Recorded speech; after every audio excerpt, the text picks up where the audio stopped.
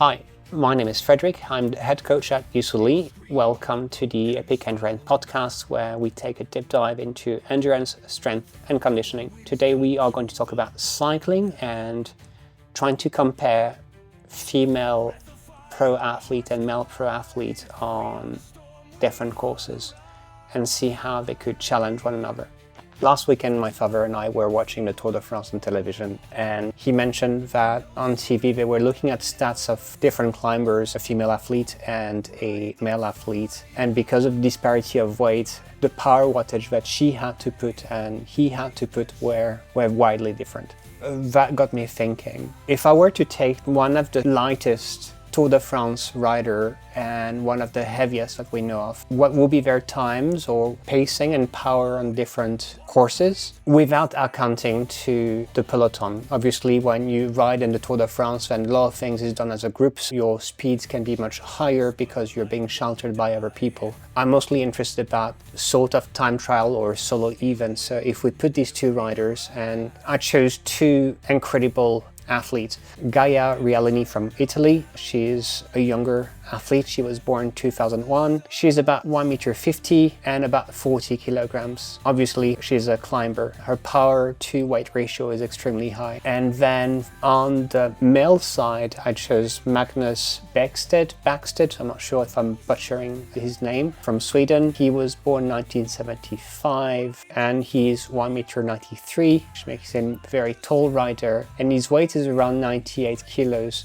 He's already retired. I believe he was a classic specialist and a domestic, obviously like very strong FTP. We're gonna compare these two athletes. I think we don't have exact metrics for Gaia, but I think judging by her courses and how she paced herself with other people, that her FTP is probably around 220 in the ballpark. His FTP, I think, was estimated to be around 486 watts, which is enormous, but it scales with the size. We're gonna try to answer a couple of questions. Question number one is, if I was to put both of them on a stage of Tour de France solo, how would they do? How would they fare? I chose a stage from 2024. I believe it was stage 20, and it's a 133.1 kilometer long with 4,571 meters of gain, 2,952 meters of loss. Now, we are not going to account for all the different pacing strategies. We're just going to look at an average gain. We're just going to simplify this, and I find that sometimes, especially in longer courses, simplifying gives you a pretty decent estimate of where things are going to stand. So we're just going to take the average gain of this. As it stands, the average gain is about 1,690 meters. So almost a mile gain. Now, I'm going to go through the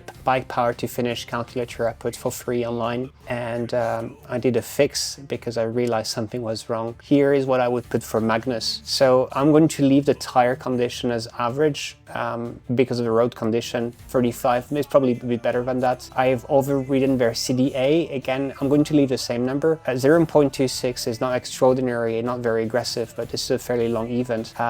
Definitely not Aero Bar Pro, like this is overridden value. His weight's 98 kilos, so I chose him when he was the heaviest. I'm using the lightest UCI legal bike weight for both of them. They're carrying a bowl of water and maybe some shoes and clothes, which will be appropriate. You have the distance and the total climb, temperature all set even, 500 meters altitude. This will impact the air density. We're going to leave the wind at 0 because I don't know. And here what I have. We have his FTP at 486. I was trying to get an NTC factors around 0.75, which is sustainable for this kind of duration. And you can see that like it will take him about 3 hours and 27 minutes. Could he go a little faster? Probably a little faster. That would be a sustainable ride. A hard one, but a sustainable ride. During the ride, you can see to complete this time, he will have to push about 363 watts on average and going at almost 39 kilometers per hour. On the other side, if we look at Gaia, so I changed her weight to 40 kilos here, and then we have the same data. FTP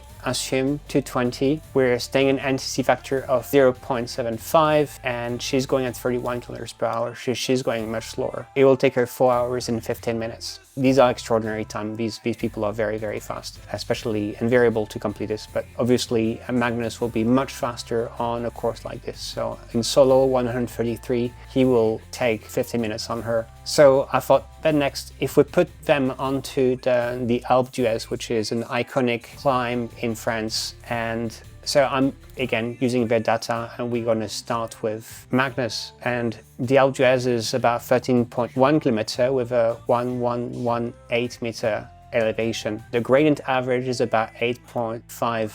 If we're to have him ride at FTP level, just about, it will take him about 44 minutes. So if he's staying on critical power, FTP, again, critical power, he might be able to go a little faster than this, but not by much. So in the ballpark, 44 minutes. What about her? You'll think, like her power to weight ratio, he's going at almost 5 watts a kilo here. Will she be able to go faster? Well, if she was to stay at 220 watts, so like 220.7 watts, give or take, she'll be at 46 minutes. So we have 2-minute difference between the two of them, and he's still beating her. Now, he's still beating her, but the margin is considerably shrinking. If the gradient was to increase, then she will start taking over. We can try to make a fictional climb, and let's say if the Alpe d'Huez was at let's say we're going at a 14.5%, and we want to go back to, again, FTP level, so this is going to be too high. We'll have to slow down. At a 14.5%, she will need about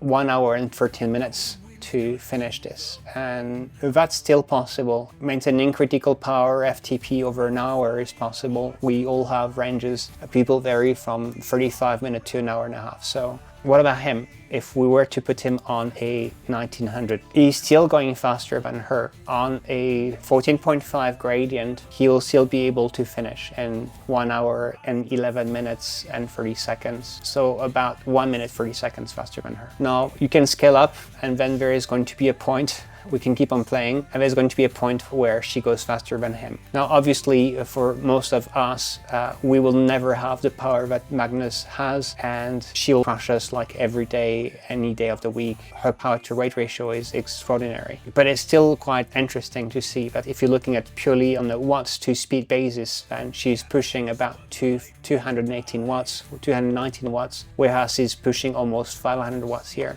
We can go back to our gear ratio calculator. Obviously, our speed is going to be unaffected by power. Very simply, the speed at which your bicycle is moving is how fast your wheels are turning. So we can decide the speed, and let's say we want to do, well, we'll stay at this, let's say, and then we are going to add with this, basically, you can see how much power you'll need for having a climb at what speed. The speed has been set by the cadence and your gear ratio. And then we can play with weight on this side. So if we had her with her 40 kilograms and a 6.8 kilogram bicycle and some clothes, let's say 47 kilos, and we wanted to go that fast, completing in 37, which is actually one of the best recorded time on the Alpe d'Huez by Marco Pannani. Let's say all these times are to be taken with a grain of salt. There was a lot of things happening in the old days in cycling, but we'll keep at this. 37 minutes is well standard first class, and your blood is probably as thick as honey. So she will have to put 280 watts, which is not possible basically because we know her FTP is, or critical power is, around 220, and holding this for that long will probably just wreck her. But it will take that if you were 40 kilograms and had an engine. On his side, if you were 95 kilos, if Magnus was to try to beat the record by Marco Pannani, then he will have to put about 573 watts for this duration, another insane metric. In Durain, in the 1 hour record back in the days, average for 1 hour 510 watts, which is insane as well, but no one managed to do 573 watts that I know of. You can tell me if I'm wrong, but I don't think we have someone recorded like this. So obviously these values are pretty unrealistic. To answer the question that aroused from the conversation I had with my dad, can a light professional female athlete beat a pro male athlete on a climb? And yes, it's definitely possible. But on the two examples that we took, and the two extreme examples, which are very different profile cyclists, and we tried to find the lightest and the heaviest cyclist that I could find, he still has an advantage on her because of his massive power. And yeah, I mean, this is interesting. I hope also this illustrates a bit how you can play with the calculators and maybe have some more appreciation for these amazing athletes. And again, if you have any questions, please feel free to let me know. I will see you next time.